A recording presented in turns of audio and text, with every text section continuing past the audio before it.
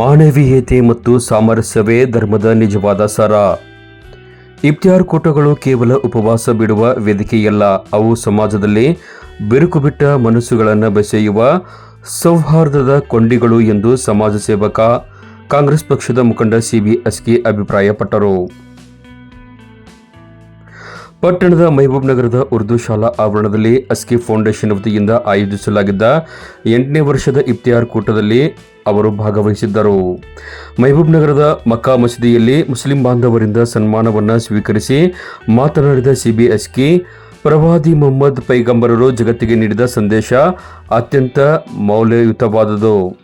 ನಿಮ್ಮ ನೆರೆಹೊರೆಯವರು ಹಸಿವಿನಿಂದ ಇದ್ದಾಗ ನೀವು ಮಾತ್ರ ಹೊಟ್ಟೆ ತುಂಬ ಉಂಡರೆ ನೀವು ನಿಜವಾದ ವಿಶ್ವಾಸಿಗಳಲ್ಲ ಎಂಬ ಅವರ ಮಾತು ನಮಗೆ ದಾರಿದೀಪ. ಪವಿತ್ರ ರಂಜಾನ್ ಮಾಸದಲ್ಲಿ ಉಪವಾಸಿಗರಿಗೆ ಇಫ್ತಿಯಾರ್ ಮಾಡಿಸುವುದು ಅತ್ಯಂತ ಪುಣ್ಯದ ಕೆಲಸವಾಗಿದೆ ಎಂದರು. ಸರ್ಕಾರದಲ್ಲಿ ಎಲ್ಲ ಮಾಧ್ಯಮ ಸ್ನೇಹಿತರು ಭಾಳ ಸಹಾಯ ಸಹಕಾರ ಮಾಡ್ತಾ ಬಂದಿರಿ.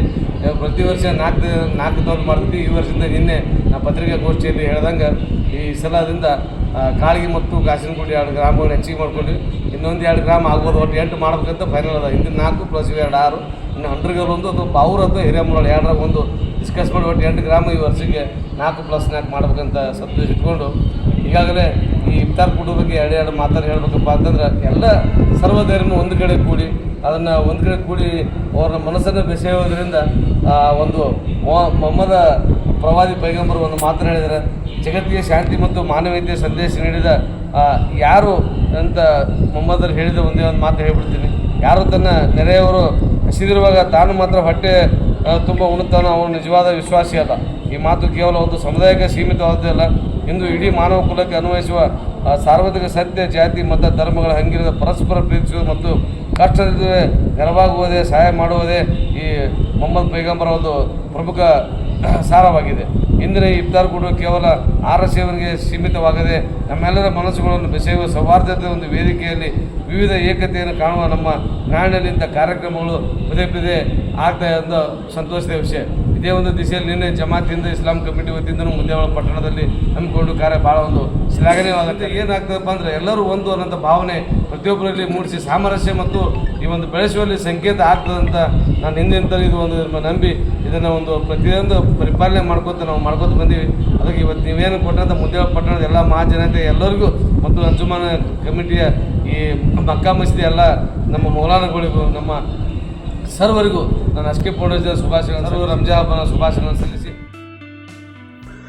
ಸೇವೆಯೇ ಅಸ್ಕಿ ಫೌಂಡೇಶನ್ನ ಮೂಲಮಂತ್ರ ಕಾರ್ಯಕ್ರಮದಲ್ಲಿ ಅತಿಥಿಯಾಗಿ ಆಗಮಿಸಿದ್ದ ಕಾಂಗ್ರೆಸ್ ಪಕ್ಷದ ಹಿರಿಯ ಮುಖಂಡ YH ವಿಜಯಕರ್ ಮಾತನಾಡಿ, ಅಸ್ಕಿ ಫೌಂಡೇಶನ್ ಕಳೆದ 8 ವರ್ಷಗಳಿಂದ ನಿರಂತರವಾಗಿ ಇಂತಹ ಸಮಾಜಮುಖಿ ಕಾರ್ಯಕ್ರಮಗಳನ್ನು ಹಮ್ಮಿಕೊಂಡು ಬರುತ್ತಿರುವುದು ಶ್ಲಾಘನೀಯ ಕಾರ್ಯ.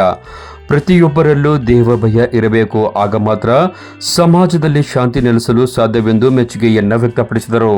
ಹಿಂದೂ ಸಮಾಜ ಇರ್ಬೋದು, ಅದು ಇಸ್ಲಾಂ ಸಮಾಜ ಇರ್ಬೋದು, ಅಥವಾ ಜೈನ್ ಇರ್ಬೋದು, ಅಥವಾ ಬೌದ್ಧ ಇರ್ಬೋದು, ಎಲ್ಲ ಸಮಾಜಗಳು ತಮ್ಮದೇ ಆದ ವ್ರತವನ್ನು ಮಾಡ್ತಕ್ಕಂಥ ಒಂದು ನಿಟ್ಟಿನಲ್ಲಿ ಯಾಕೆ ಇವೆ ಅನ್ನೋದನ್ನು ಮೊನ್ನೆ ಲಾಲ್ ಹುಸೇನ್ ಕನ್ಗಲ್ ಅವರು ತಮಗೆಲ್ಲ ತಿಳಿಸ್ಕೊಟ್ಟಿದ್ದಾರೆ.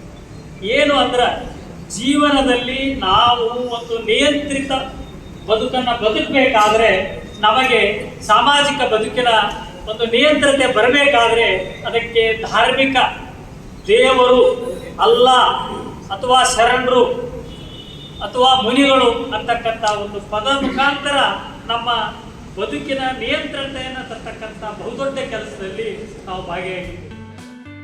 ಈ ಸೌಹಾರ್ದ ಕೂಟದಲ್ಲಿ ಹಿಂದೂ ಮುಸ್ಲಿಂ ಬಾಂಧವರು ಸೇರಿದಂತೆ ವಿವಿಧ ಸಂಘಟನೆಗಳ ಪದಾಧಿಕಾರಿಗಳು ಭಾಗವಹಿಸಿ ಭಾವೈಕ್ಯತೆ ಮೆರೆದರು.